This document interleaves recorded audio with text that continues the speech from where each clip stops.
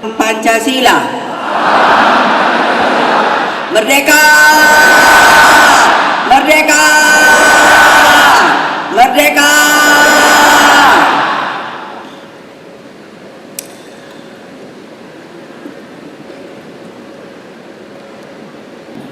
Ketahanannya tertutup. Saya suka godain, namanya bagus tapi kok nasibnya nggak bagus ya. Kan cahaya purnama, bayangin loh. Makanya saya bilang udah saya manggilnya Ahok aja dah. Sekarang beliau bersama kita sudah keluar dari pemerintahan, lalu bilang pada saya, Ibu minta tugas. Oke, sudah ada tugasnya. Terus ada Bu Bintang Puspayoga, itu Menteri Perempuan dan Anak. Terus ada Menteri Sosial yang cengeng, itu Ibu Tri Risma hari ini.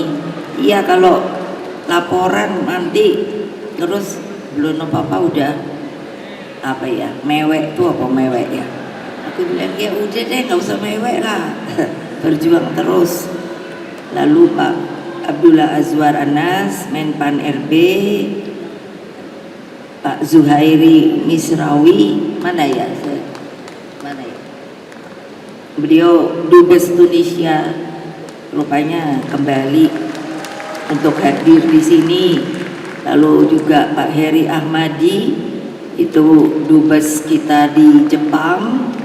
Lalu Pak Hendrar Prihadi, itu Kepala LKPP, dan para senior partai, kader partai. Tadi Mbak Puan, saya udah deg-degan aja.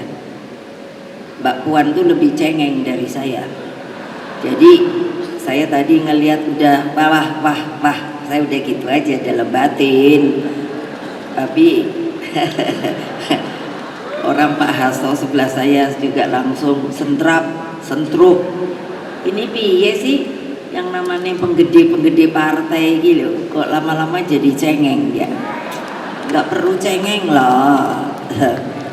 Ya udah, kesabaran revolusioner.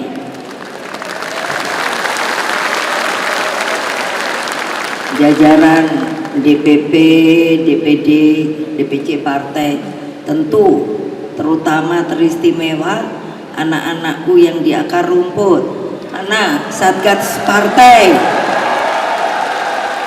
Berdiri Satgas partai ada nggak ya? Di atas itu ada nggak ya?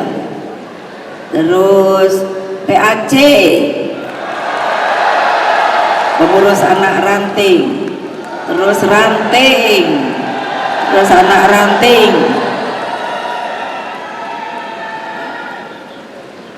Ini kalau ini saya mesti ngomongnya gini, saya sangat mencintaimu loh.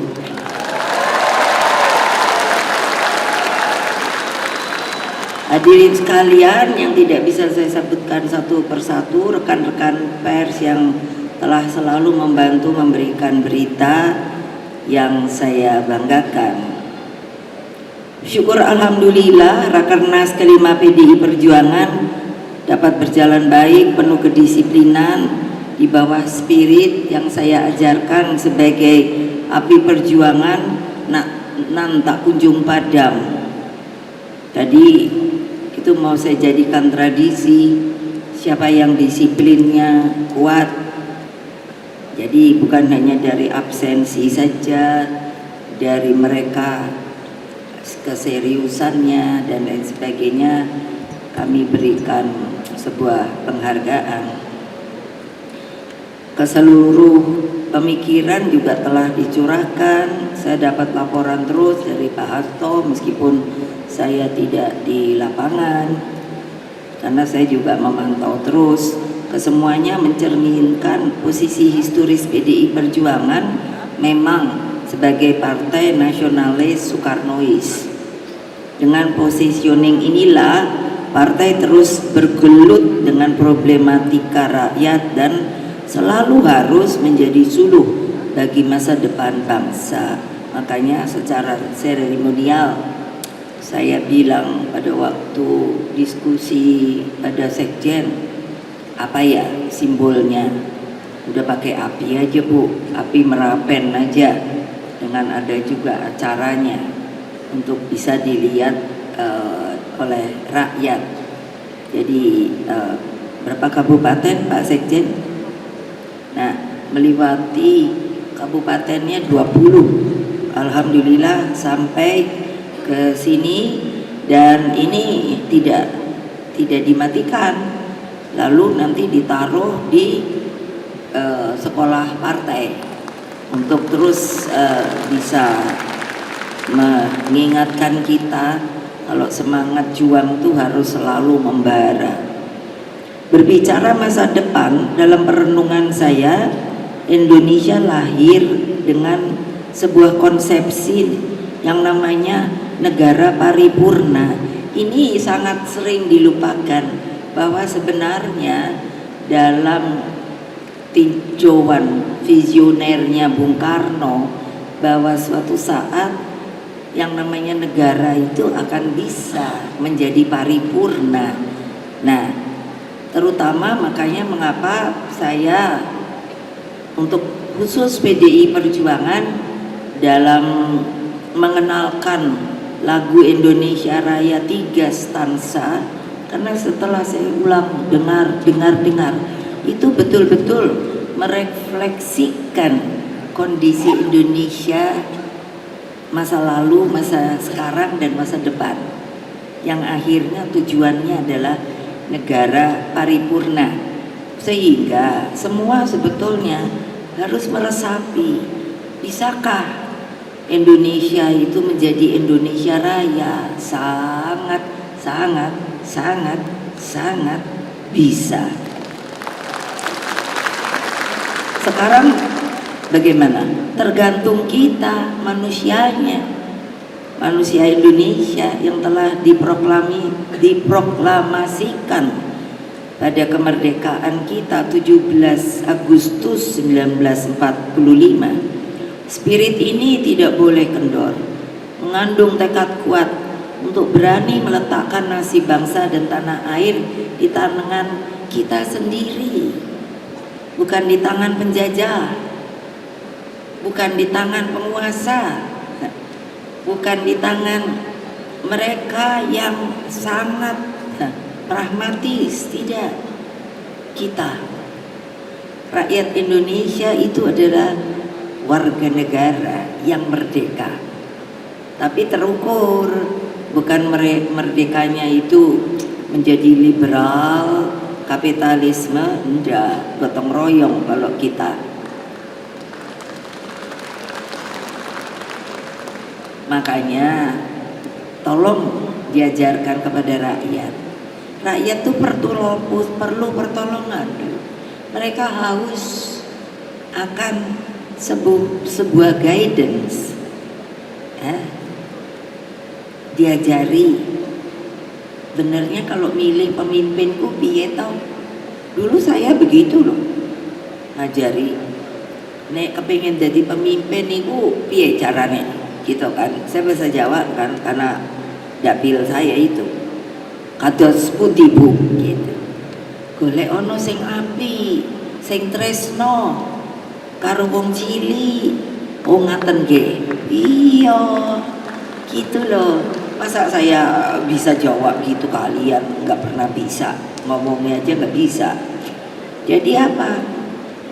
Makanya pemimpin itu adalah harus merasa dia tuh bagian anak bangsa itu.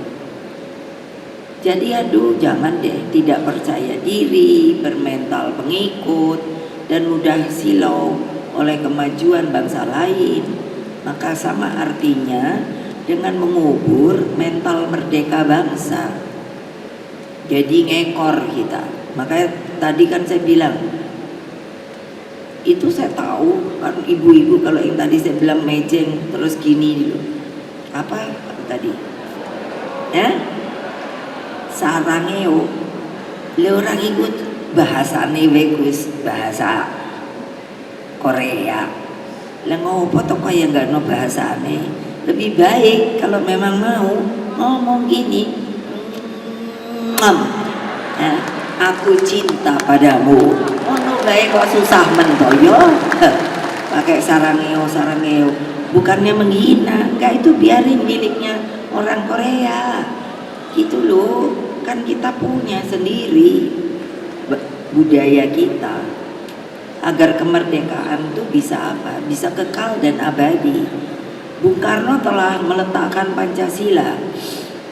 Beliau itu menurut saya itu apa ya? Kelihatannya ada untungnya kalau ditahan. Jadi membuat keadaannya itu kan sepi gitu loh, gak ada yang diajak ngomong. Jadi ininya jalan, kreativitasnya, imajinasinya, berdialog dengan para tokoh-tokoh bangsa lain loh. Iya, beliau bicara soal sosial, itu kan berdialognya itu tidak langsung tapi sangat membawa peran yang membuat kenapa sih kok akhirnya dipilihnya Pancasila yang dapat menyatukan seluruh komponen bangsa. Itu bisa loh menyatukan seluruh komponen bangsa. Lah makanya saya kan tidak setuju kalau yang saya jelas tadi, ulangi lagi, kita ini warga negara sah apa ora toh gitu. Lah kok terus karo orang Indonesianya sendiri tuh Pak Nurdin dia ketawa deh.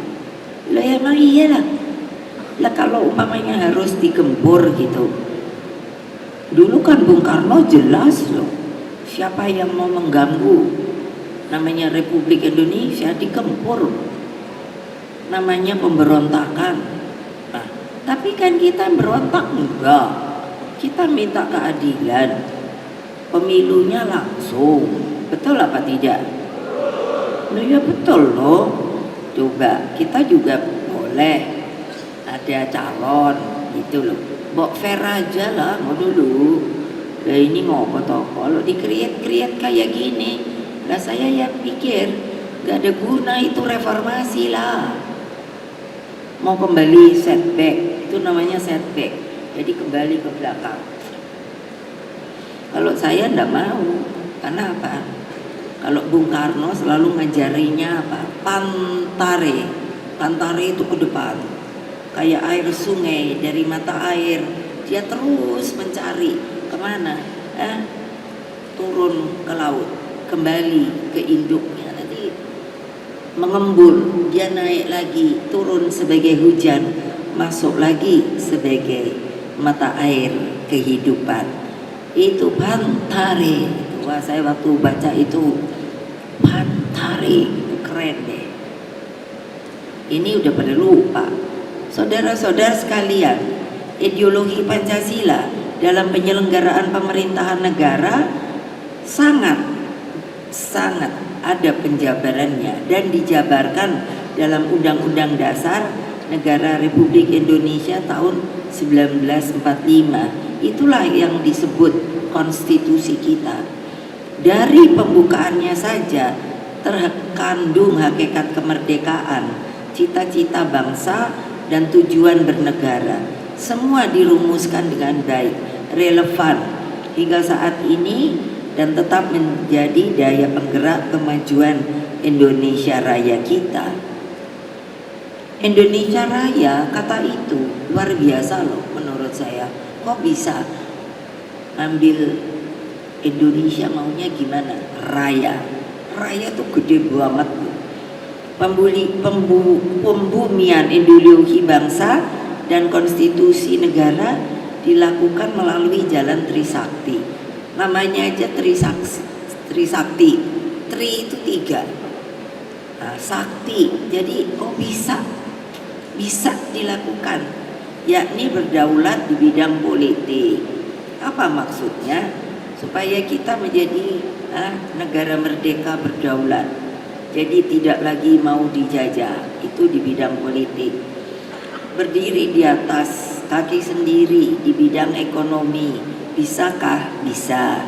Kenapa? Potensi kekayaan yang namanya bahan pangan kita luar biasa. Berkepribadian dalam bidang kebudayaan. Makanya tadi saya singgung, mosok sih hanya bilang cinta aja, mesti apa tadi saya aja kaku banget, sarange gitu.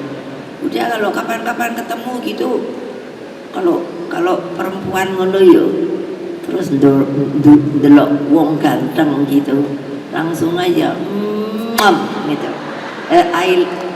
Saya cinta padamu ngono ge. Engko sing geblak sapa mbok. Nah, itu bayangkan loh, kalau ini kita pikirkan, lo kok bisa mengekstraksi keadaan itu di dalam penjara, sehingga kita sudah ada konsepnya, tinggal mau ndak dilaksanakan. Guna mewujudkan jalan ini, lalu Bung Karno menginisiasi, membuat sebuah pola. Kalau bikin baju kan ada polanya, pembangunan nasional semesta dan berencana. Orang selalu bilang, karena waktu zaman Pak Harto ditiadakan, disembunyikan. Lalu saya buka, salahnya bapak saya apa toh, kan gitu. Padahal ini dibuat untuk konsep masa depan itu melalui pendekatan ilmiah. Itu melibatkan lebih dari 600 doktor loh, bukan doktor.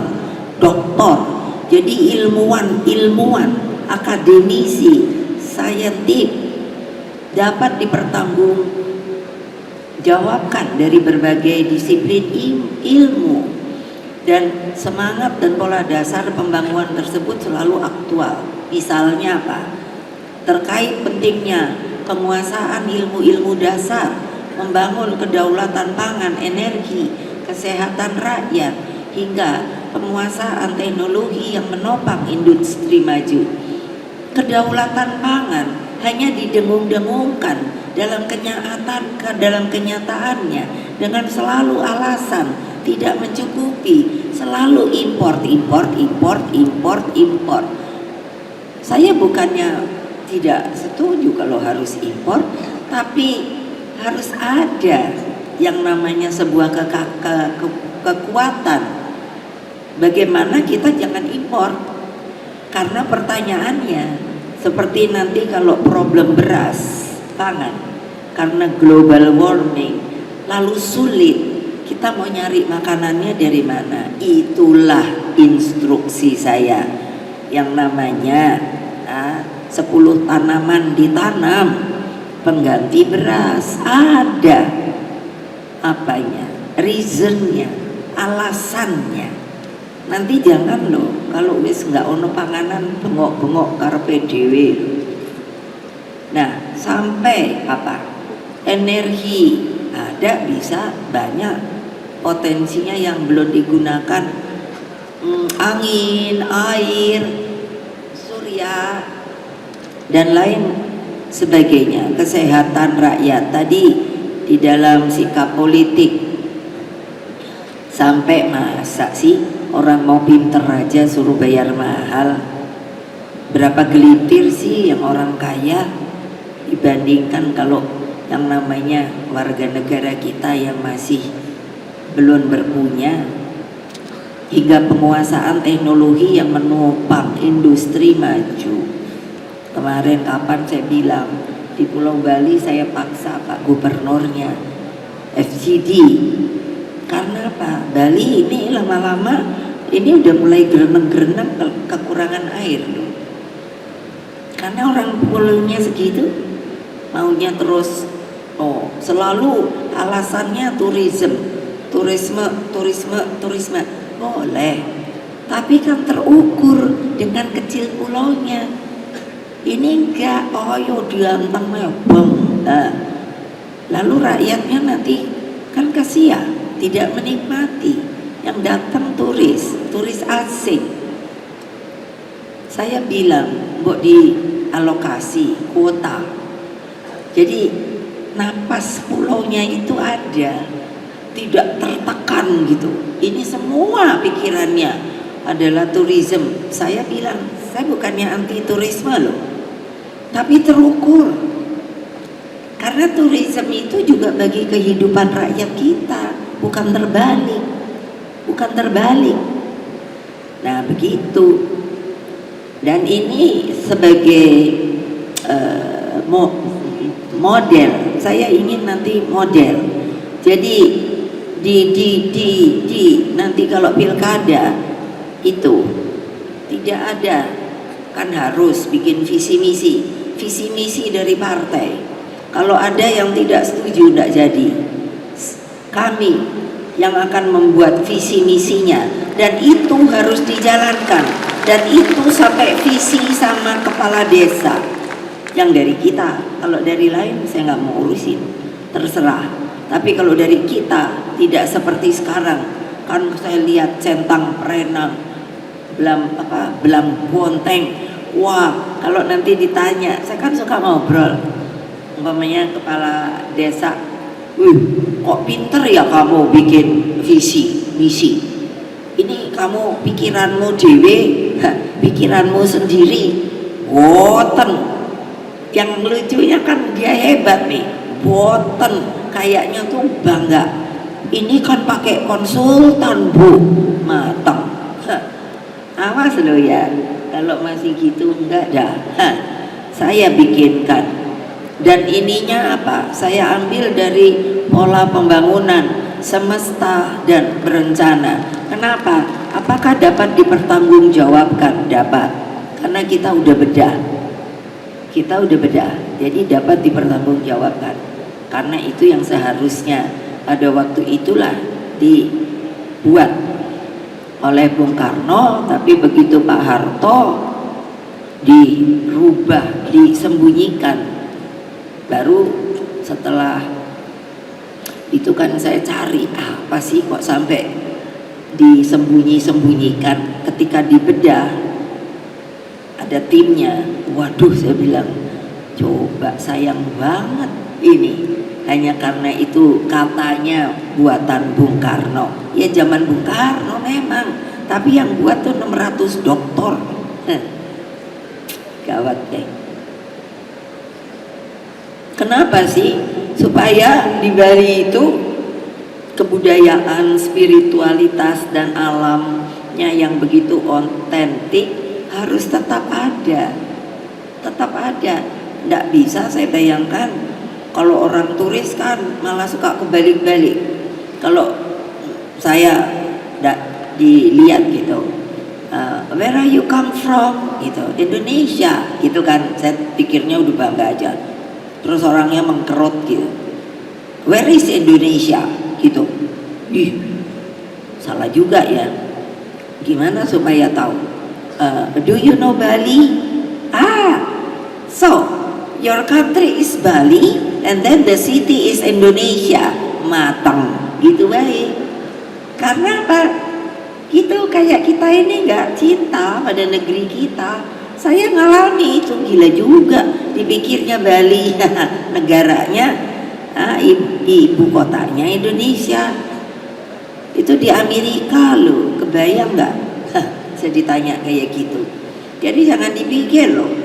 Lalu kalau Bali nanti pergi ke Bali, wow semuanya kan kalau ini, Bali katanya beautiful, bla bla.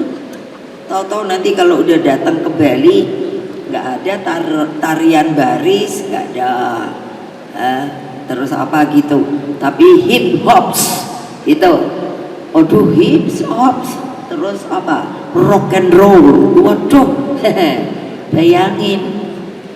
Saya udah marah tuh sama Pak Koster, mana dia orangnya? Mana, udah nggak ada ya? Mana dia? Oh itu dia. Iya, awas lo ya. masa kafe-kafe dibiarin kayak jamur aja. Aku bilang itu kan tempat narkoba. Saya nih pernah loh, saya ini manusia bertanggung jawab. Saya pernah loh jadi sukarelawan di Pamardi Siwi. Masih ada apa enggak itu ya? Rehabnya polisi. Masih? Saya pernah sukarelawan loh. Nggak dibayar jadinya. Aduh, kalau sedang sakau, waduh, ini kepala katanya panas dan apa. Itu bentur-benturkan ke tembok loh. Harus dipegangi loh. Kalau sudah masukin ke apa namanya? Bak. Dikasih kayak dikerendam. Kalau udah ini malah pakai ini loh. Saya nggak tahu kalau sekarang. Waktu dulu pakai apa itu, batu es untuk melawan, katanya panas sekali. Lo kok gitu, seneng ya orang madat, lalu drugs gitu, terus psikotropika. Siapa yang suka nyabu? Ayo ngaku, angkat tangan, jangan ketawa. Lo iya loh, kalau udah apa teleng gitu, masya Allah. Aduh, nah konsepsi negara paripurna adalah satu kesatuan konsepsi dari pemikiran para pendiri bangsa. Pancasila, cita-cita proklamasi 17 Agustus 45, Undang-Undang Dasar Negara Republik Indonesia 1945, dan juga pola pembangunan nasional semesta berencana.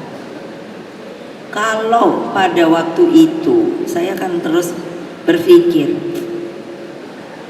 ketika diambil oleh Pak Harto, pertanyaan saya, apa salahnya dari cara pikir Bung Karno? Kenapa kok diambil sama Pak Harto? Loh, itu dialektika namanya, berpikir dari keadaan yang terjadi. Why? Kamu tuh juga mesti gitu, sehingga nanti ada jawabannya. Jawabannya itu ya menurut saya itu memang tidak ada hal yang bisa dijadikan kesinambungan. Buktinya ya kayak sekarang ini kan kelihatan tidak ada konsep seperti RRC, Republik Rakyat Tiongkok. Xi Jinping itu sudah disuruh bikin untuk ke depan visi misi 100 tahun.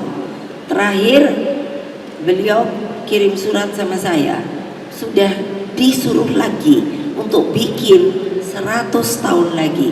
Berarti yang namanya RRC itu punya 200 tahun loh. Parah. Saya bilang aduh gile juga, tapi perlu. Orangnya itu kan sekarang katanya 1,6 miliar. Kita cuman seperempatnya, 270 lah. Gini aja kok masih murat-marit, kocar kacir, gak jelas maunya kemana. Pemimpinnya maunya kemana, rakyatnya yang kalau di agama Kristen kan digembala, betul apa tidak? Nah, lu kok murat-marit, ya terang aja lari, no. Kambingnya ada yang ke sono, orangnya ada yang ke situ, udah gitu loh, nggak bener lah. Kalau sekiranya kelima-limanya benar-benar dipahami dan dipakai untuk memotret kondisi baik saat ini, masa lalu, the future, kita akan menemukan arah masa depan dengan seluruh fighting spiritnya. Kelimanya merupakan apa sih? Rediscovery, pencarian lagi, rediscovery of the Indonesian strategic thinking, pemikiran ke depan. Haruskah ada yang dibetulkan ataukah ini sudah baik? dilanjutkan 5 periode, 5 tahun. Lalu dipikir, oke, oh ini gini, kurang baik, dibuat lagi. Tapi apa? Konsep besarnya itu ada, nggak kayak sekarang. Bingung saya jadi bingung sendiri lu. Ini kok mau neopo nih? Seperti pertanyaan saya kemarin panggil itu Pak mana dia, Pak Said sama Pak Don udah pergi ya? Ya dia akan berangkat ke Korsel itu lah. Saya nanya, ngomong-ngomong, realita utang kita tuh berapa toh? Ini kan harusnya diomongkan ke seluruh rakyat Indonesia loh, supaya awarenessnya, pengetahuannya, perhatiannya. Kita ini jangan enak-enak loh, banyak utang loh.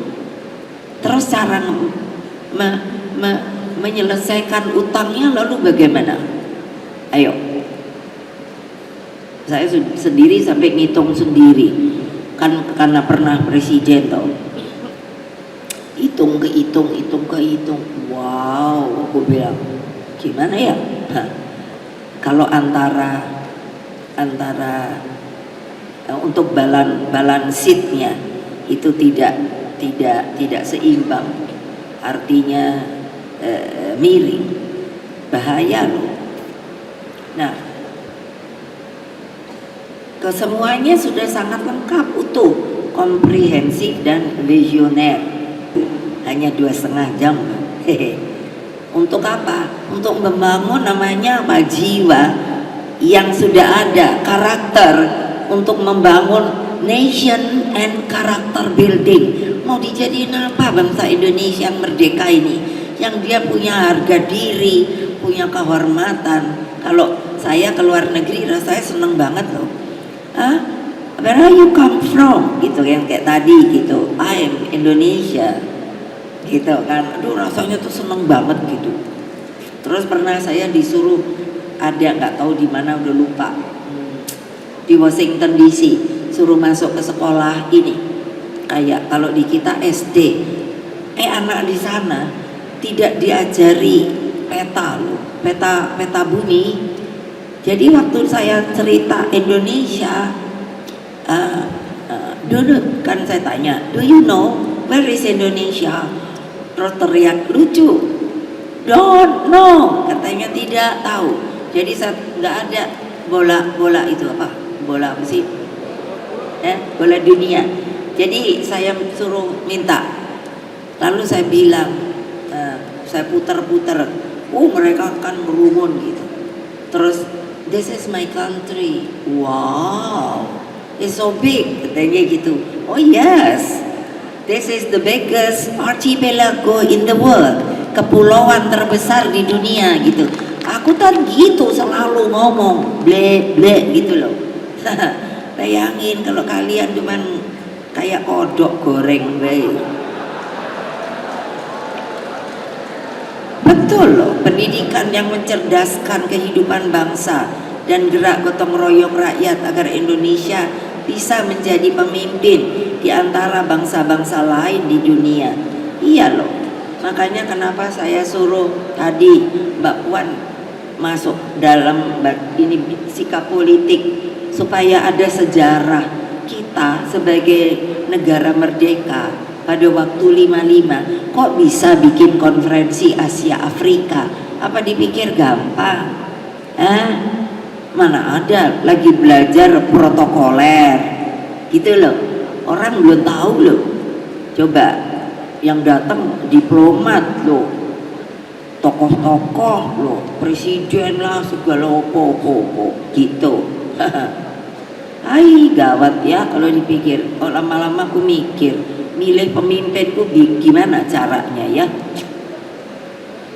Persoalannya sering muncul terkait pemimpin dan sistem pemerintahannya.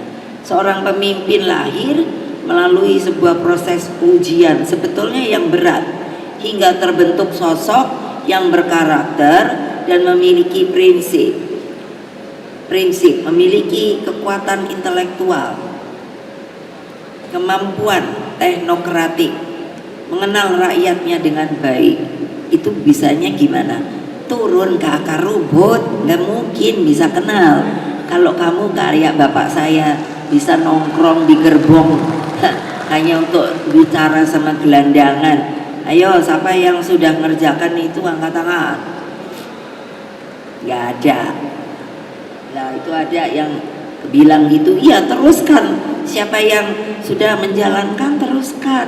Itu kebenaran.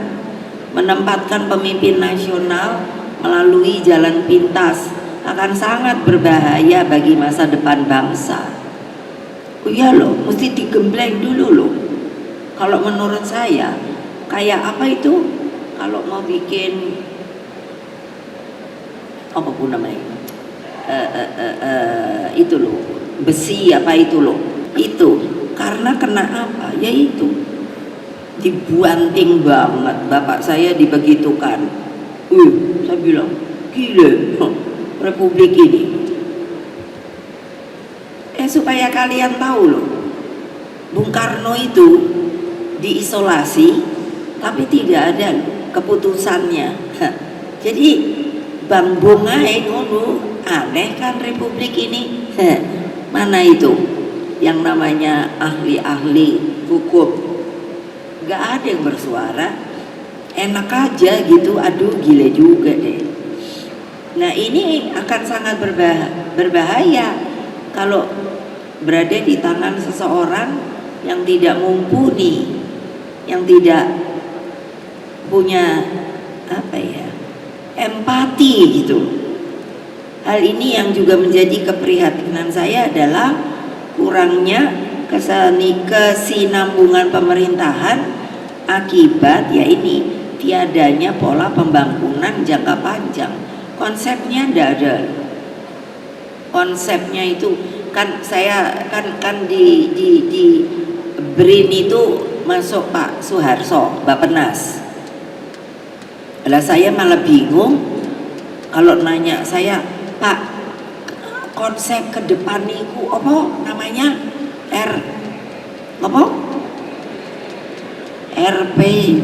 RPJMN. Loh saya tuh sampai nanya sendiri, akhirnya beliaunya malah yang bingung. Loh, Pak ini disandingnya masa ama apa sih? Terus piye sih carane gitu? Bingung kan? Loh, kenapa? Ya tidak tahu saya.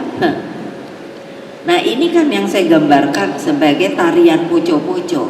Tahu nggak tarian poco-poco? Tariannya tuh bagus loh, saya suka nari poco-poco, kompak dan berirama.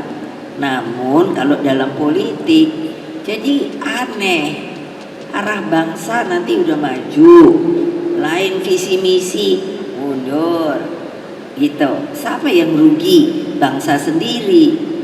Contohnya adalah seperti yang saya katakan, peristiwa tahun 65. Nah juga dengan yang namanya waktu terjadi masalah Jakarta, daerah khusus Jakarta, terus Pilpres 2024. Ya saya boleh kalau ini nanti tolong bikinkan lagu, namanya adalah Poco-Poco Kepemimpinan. Siapa yang bisa bikin, ayo bikinin dah. Mana dia tadi Mbak Krisdayanti? Nah bikinlah supaya nanti mau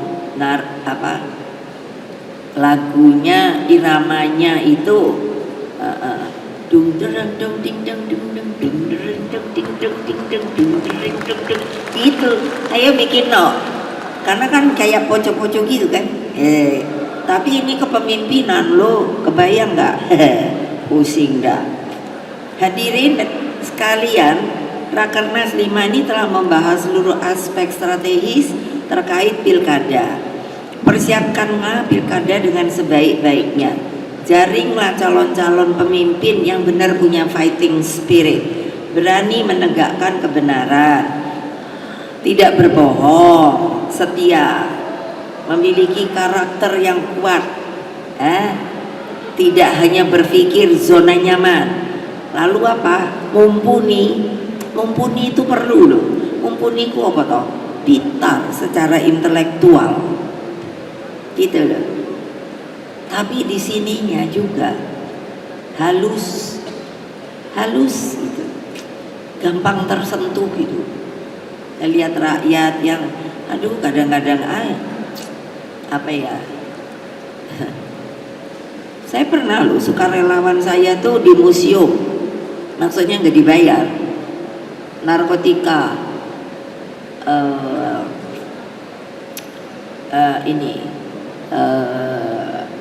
cacat di YPAT. Saya ini dulu sebelum masuk partai, kehidupan saya bersosial. Saya lihat kayak apa ya, kayak anak-anak yang seperti anak-anak otis gitu. Iya kan, kasihan ya. Belum lagi sekarang karena apa, orang tuanya tidak mengajarkan yang namanya budi pekerti. Itu kan terjadi perundungan, bullying. Mana ibu tadi, ibu sopo, Ibu Bintang udah pulang ya? Oh itu coba, kok malah kalau depan nggak kelihatan? Coba boleh tanya, kayak apa loh kok dirundung? Ada anak kaya, wah kayak jagoan gitu, terus yang anak miskinnya dirundung-rundung gitu. Itu karena ibunya loh, ibu-ibu, rungok ke, awas lo ya, kalau dari PDI Perjuangan ada anak nanti saya dengar bikin bullying, merundung anak-anak orang lainnya, kasih empati, beri budi pekerti, gitu loh. Jangan asal terus mau mejeng, aduh kawan. Loh iya, itu berbudi pekerti banget loh. Tanamkan itu dari awal. Sopan santun pada orang tua. Aduh, itu udah kayaknya kadang-kadang saya mikir ini dunia mana ini, gitu loh. Jadi kalau sikap politik partai, tantangan ke depan tidaklah ringan. Juga bagaimana beratnya pekerjaan rumah untuk membangun sistem hukum yang berkeadilan. Karena menurut saya bilang hukum itu sekarang versus hukum. Hukum yang mengandung kebenaran, berkeadilan, melawan hukum yang dimanipulasi. Ini padahal ya hukum dan hukum ini kejadian di MK, di KPK, gitu loh. Terus di KPU. Heran saya KPU. Loh iya loh. Kok nggak ngerti saya. Kok bisa nurut gitu. Padahal Komisi Pemilihan Umum kan harusnya dia pasti luber, pasti jurdil. Jadi apa? Netral. Enggak. Aduh, pusing dah. Bawaslu, mana saya dengar semprit? Enggak ada. Kan mestinya sempritnya tuh keras banget kan. Prat-prit, apalagi yang kemarin. Mestinya prat-prit, prat-prat gitu kan. Enggak ada. Sepi, sunyi, sendiri. Benar apa enggak? Gawat. Nah, jadi ayo dibenerin dah. Supaya apa sih? Sebagai penopang sehatnya kehidupan demokrasi. Lah, susah-susah loh. Saya tuh suka mikirnya gini, berdoa ada main di atas. Emangnya gampang mau milih pemimpin itu loh. Aku tuh sampai zikir cobain supaya jangan salah pilih. Makanya akhirnya kenapa saya pilih Pak Ganjar. Kenapa yuk saya pilih Pak Ganjar? Dia pernah di PDI, betul nggak? Dia dari bawah naik jenjangnya. Paling enggak mestinya dia ngerti partai kita. Bener apa enggak? Ya toh. Nah Pak Mahfud dia ahli hukum. Karena saya lihat ya tadi hukum melawan hukum sekarang. Nah Jadi lebih baik cari orang yang ngerti hukum banget. Gitu loh, ada reasonnya. Sikap politik terhadap pentingnya sistem meritokrasi berbasis kompetensi dan prestasi, ini yang harusnya ada, karena ini ternyata sangat dinanti. Saya mendapatkan reformasi birokrasi berbasis kinerja dan tersedia jalur khusus, jalur istimewa bagi mereka yang berprestasi, terutama bagi daerah 3T, disebutnya tertinggal, terluar, terdepan. Kenapa begini? Kan pulau-pulau. Daerah 3T ini membutuhkan sangat keberpihakan negara. Apalagi kalau untuk guru, tenaga kesehatan. Nah, lalu juga tentunya supaya tidak kuper, harusnya ada modulasi mengajarkan umpamanya dari masalah teknologi digital supaya gampang piye gitu loh. Tapi heran juga ya, rakyat tuh ya pinter juga loh. Kadang-kadang saya lihat sekarang HP itu paling murah berapa toh? Bukan paling mahal loh, paling murah berapa? Hah? Piro? 1 juta? Loh, itu yang makanya saya bilang pinter. Lu kok bisa ya beli HP ya? 1 juta itu larang loh. Kalau makan itu bisa sebulan toh. Mana Mbak Ita? Betul nggak? Kurang lebih toh untuk sebulan. Kok bisa ya beli HP ya?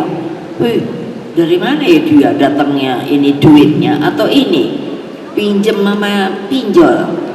Ayo, lihat. Kadang-kadang tak lihat. Iya loh, bapak, ibu, anak, betul nggak? Lihat. Jadi tak liatin. Kalau dibilang miskin, kayaknya kok enggak juga ya. Udah mulai sejahtera ya. Tapi kalau dengar Ibu Risma sampai nangis-nangis, ada orang tua aja tinggal di kandang kambing. Ini kan berarti apa? Ininya, apanya ini? Bentangan perbedaannya itu juga makin jauh dan makin begini. Nah, bayangkan mana yang mulai masuk dalam zona nyaman dengan yang mereka masih miskin dan papa. Bayangkan loh, padahal yang namanya berkeadilan, waduh, aku pikir untuk kesejahteraan rakyat, aduh, aku pikir piye iki yo. Nah, coba toh. Nah, saudara-saudara sekalian, anakku yang kucintai, seluruh rakyat Indonesia dimanapun mereka berada, posisi politik PDI Perjuangan terhadap pemerintahan yang akan datang merupakan sebuah hal yang bersifat strategis dan selama ini selalu diputuskan di dalam kongres partai. Namun rakyat sebenarnya sudah memahami DNA PDI Perjuangan. Kita adalah pejuang demokrasi. Karakter pejuang ditandai oleh api perjuangan yang selalu menyala, tak kunjung padam, meski di tengah tekanan dan kepungan. Kuncinya benar-benar terletak pada kesatu paduan dengan rakyat. Bonding. Rakyat tentu akan menanti untuk bisa mendapatkan pencerahan. Persoalannya, apakah ke depan ini akan cerah atau mendung? Konsistensi di dalam membela rakyat juga menjadi ciri PDI Perjuangan. Selama ini partai terus sampai capek kayaknya berteriak lantang ketika impor pangan dilakukan. Pertanyaan besarnya, apakah sebenarnya masih perlu impor? Kalau mau, ini dia, kalau mau sebenarnya enggak perlu impor. Bahannya kita potensinya luar biasa, tetapi memang sengaja harus ada impor pangan. Kenapa? Ayo, saya di Komisi 4, saya tahu permainan. untuk import itu.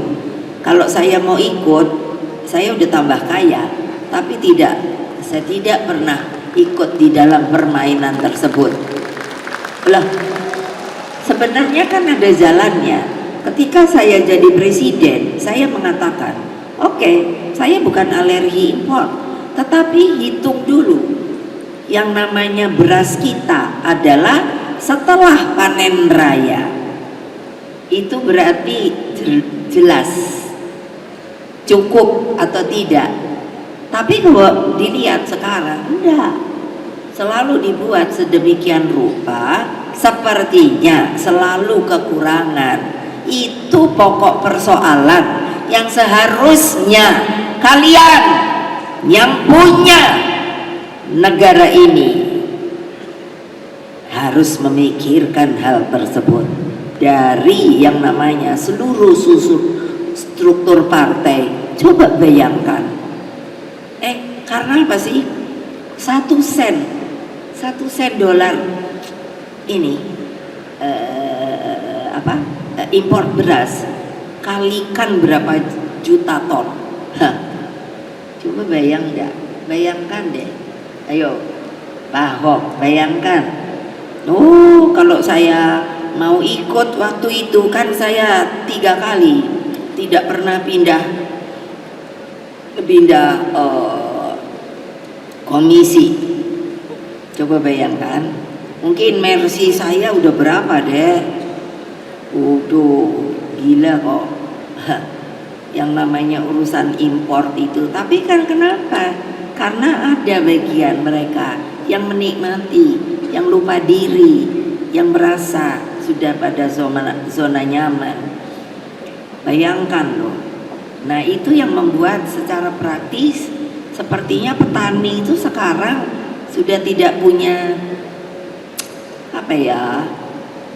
sudah kayak tidak mau jadi petani. Ini kan jadi persoalan loh. Tanah ada, bibit ada, orang yang ngerjakannya tidak ada. Ini pikiran kalian loh di daerah. Nah, karena itu import itu pragmatis banget dibandingkan upaya memberdayakan petani bangsa sendiri. Jadi apa? Dulu Bung Karno selalu teriak, juga partai harus menolak sama. Jadi bahasanya tuh Perancis, exploitation de l'homme par l'homme. Nah, kalau anak saya waktu jadi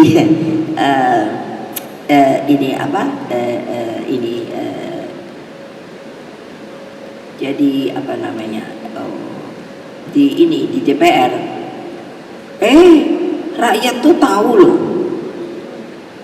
yaitu bahasa Jawa lagi, ibu gitu kan, atau mbak, kulo boten ibu boten pareng. Nah, ora pareng kena apa ya, ojo lomplong. Lomplong, saya mikir apa ya lomplong, niku loh Pak Bung Karno kan selalu bilang, ojo gelem nek ono lomplong. Itu padahal maksudnya ini loh, exploitation. Nah, kalau Perancisnya itu bukan exploitation, no, itu Inggris. Exploitation de l'homme, par l'homme. Jadi apa? Memeras manusia pada manusia dari seluruh aspek kehidupan. Gitu loh. Masa kalian mau digituin lagi? Itu kan penjajah begitu. Exploitation de l'homme par l'homme, gitu, keren kan?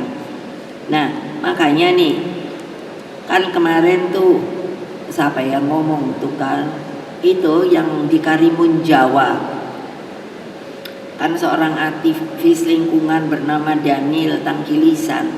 Saya bacanya sih di koran. Dia tuh pejuang lingkungan, melawan pencemaran akibat aktivitas tambang.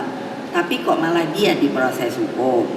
Terus saya langsung telepon Pak ini, siapa namanya itu, Lauli, Menkumham.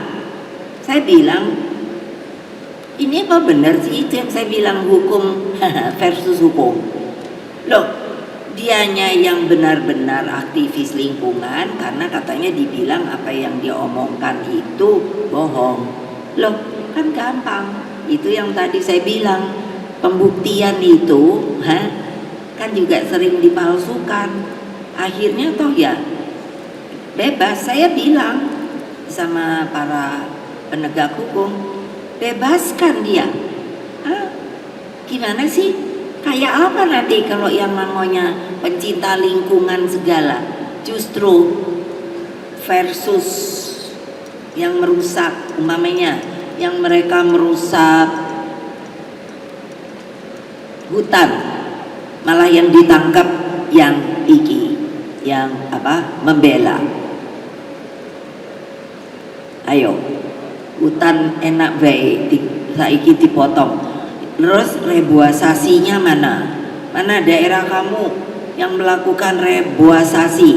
Artinya penanaman kembali bibit hutan. Nah, masa cuma satu? Mana? Tuh, dua.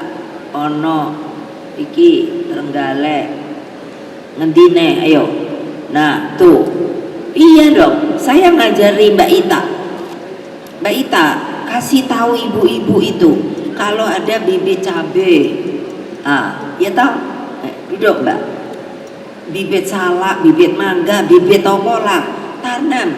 Dia itu berjiwa, dia akan tumbuh. Jadi nggak usah beli lagi cabai, nggak beli lagi bawang. Terus ditanamnya di mana Bu? Loh, di kaleng ayo iso kok. Gitu loh. Itu apa? Kreativitas, gitu. Tapi males. Itu loh, makanya kan nggak kesel, aku yuk kesel no. Nah itu, jadi nggak bisa dong, masa hanya karena ini kan aktif ada katanya tambaknya itu mencemari gitu loh. Nah kan yang mestinya adil no, yang namanya jaksanya, polisinya, terus hakimnya, lu ini kok enak baik. Iya. Nah dengan begitu DNA dan legacy historis di atas, maka sikap politik PDI Perjuangan didasarkan pada pemikiran mana yang akan membawa bangsa Indonesia menjadi lebih baik, berdaulat dan lebih berdiri di atas kaki sendiri. Itulah landasan pilihan sikap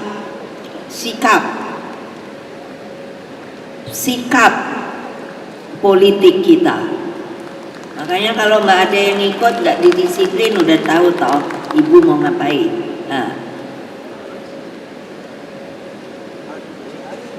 Lah ini kan juga kan sikap politik partai berada di dalam atau di luar pemerintahan, gitu kan. Lah iya, lo enak aja. Kalau menit ini saya ngomong, kan harus dihitung secara politik no. Enak aja. Jadi kan ini pasti wartawan kan yang ditunggu iki sikap dari Rakernas. Tadi pagi saya baca Kompas gitu, akan menentukan sikap aku sambil sarapan gitu kan. Aduh bilang enak aja ya dong, gua mainin dulu dong.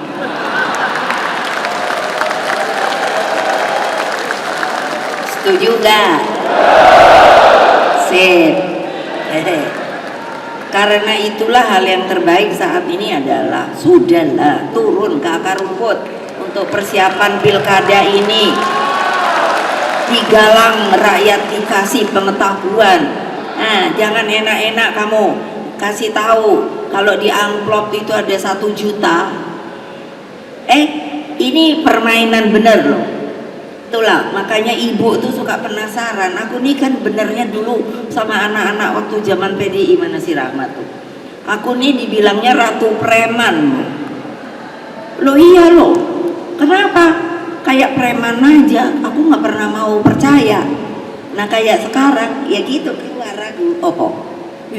Kenapa ya? Karena aku nanya, lo kamu kok mata duitan banget? Ini sama rakyat. Kok kamu udahnya baru menyesal? Lu Bu, dibilangnya, jadi pinter toh, umpamanya di dalam amplop, jangan tergiur lagi loh. Dibilang di dalamnya nih hanya 300.000, oke? Tapi di seal amplopnya. Terus apa? Dikasih kan, terus bilang ini jumlahnya 1 juta loh, gitu, oke? Terus udah gitu apa? Kamu KTP-nya ada, kan ada HP, difoto dah, amplop difoto, truk lagi nerima, terus KTP ikut, terus udah tahu? Karena ada yang bahaya tuh pakai KTP karena katanya itu tanda terima, padahal waktu dibuka cuma 300.000 perak, dipikir ibu bohong. Ayo, kan pasti nggak ada yang takut berani ngomong bener apa enggak, itu kebenaran. Saya nanya, ibu gimana dong Bu, ternyata isinya enggak 1 juta tapi 300.000, ya siapa suruh terima, gitu aku. Enak aja, mungkin tampanku kan cantik, pintar, seperti baik hati ratunya PDI Perjuangan gitu. Tapi aku ya ratu preman loh. Kesel aku ngeliat dibohongin gitu. Gila, aku bilang kesalahmu dewe, mata duitan ngono aku karo rakyatku. Ada loh yang kesian deh.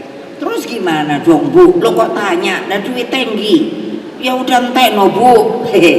Kocak deh rakyat tuh. Aduh gawat. Coba bagaimana coba kalau sebagai pemimpin aja kamu itu nggak pernah ngerti gituan. Aduh kesian deh. Nah yo, ini instruksi lagi nih, yaitu apa?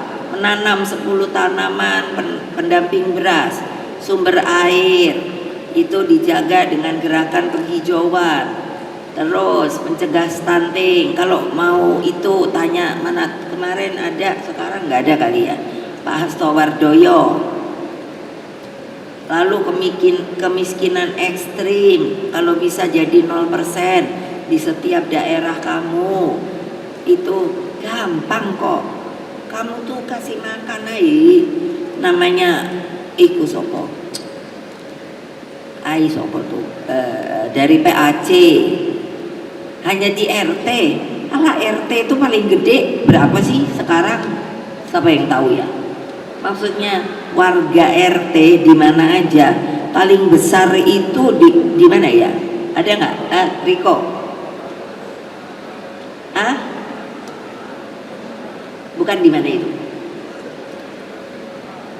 Ya, nggak, yang paling banyak daerah mana coba?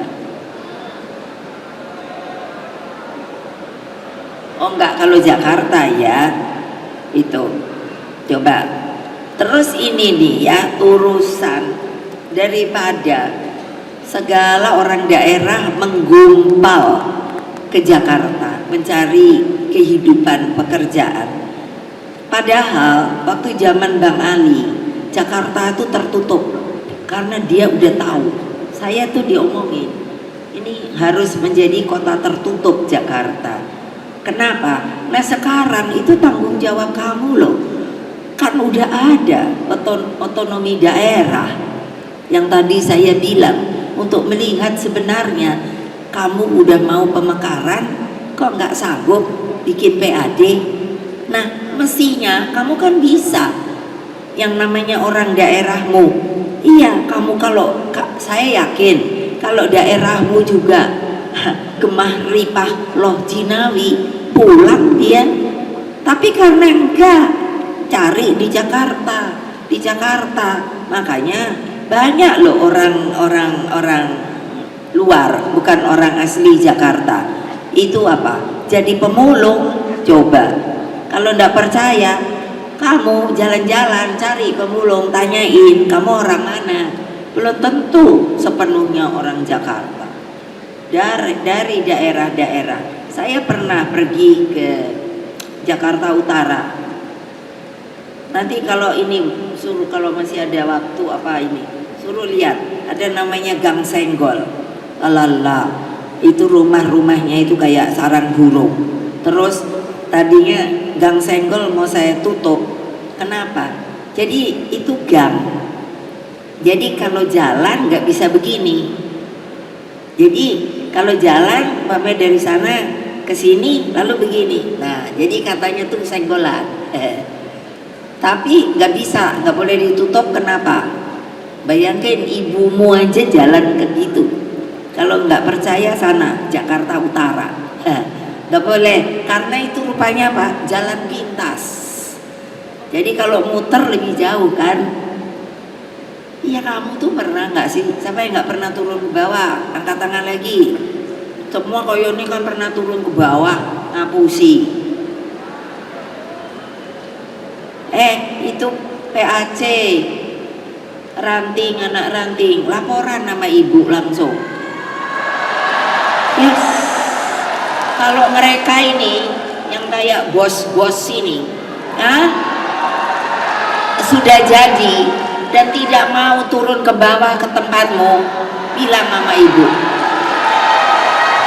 Ini janji saya loh.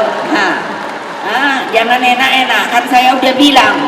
Partai ini mau saya jadikan partai pelopor. Kamu yang tidak bekerja untuk rakyat. Ini benar loh, bukan drama loh. Ya, janji ya. Gak usah takut. Nanti kalau Bu, saya ditakut-takutin, gak usah takut. Kamu itu punya hak kedaulatan rakyat. Dari kamulah sebenarnya mereka ini akan jadi pemimpin-pemimpin yang harusnya mencintai rakyatnya itu. Awas loh. Biarin dah, rasain dah. Gile, mau enak weh, mau seperti memisahkan gitu. Enggak lah, tidak ada elektoral, hanya perhitungan suara. Tidak. Yang ada adalah harus dilayani rakyatmu itu. Cocok kan? Cocok kan? Sip. Bantuin ibu ya. Udah jengkel aku. Ingatlah bahwa seluruh kader PDI Perjuangan harus memiliki sifat progresif revolusioner, pantang menyerah, tahan banting, terus meningkatkan kecakapannya sebagai kader partai. Kan ada kan yang ngomong, coba aku pikir taulah sopo. Anak-anakku sekalian, seluruh simpatisan, anggota dan kader partai yang saya banggakan, jadikan PDI Perjuangan sebagai pembela rakyat sejati. Tidak perlu takut ketika kita berjuang demi kebenaran, sebab ketakutan itu hanyalah ilusi, dan kita adalah manusia merdeka. Akhirnya, terima kasih atas kedisiplinan dan konsistensi sikap yang ditunjukkan selama Rakernas 5 ini. Pulanglah dengan semangat juang yang menyala-nyala. Hati-hati di jalan. Kirimkan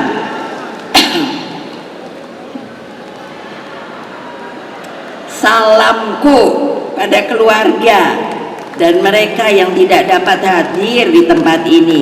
Kobarkan terus api perjuangan nan tak kunjung padam di dadamu. Khususnya rakyat Indonesia yang begitu setia memegang harapan akan cita-cita Indonesia Raya.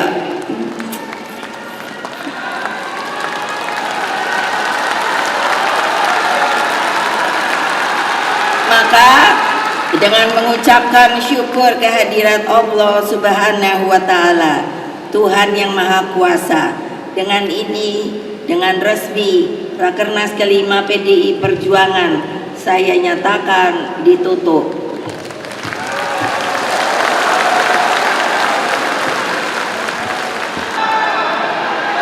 Selamat berjuang. kembali ke tempat masing-masing dengan disiplin yang tinggi. Merdeka! Merdeka! Merdeka! Salam Pancasila. Wassalamualaikum warahmatullahi wabarakatuh. Om Santi, Santi, Santi Om Rahayu.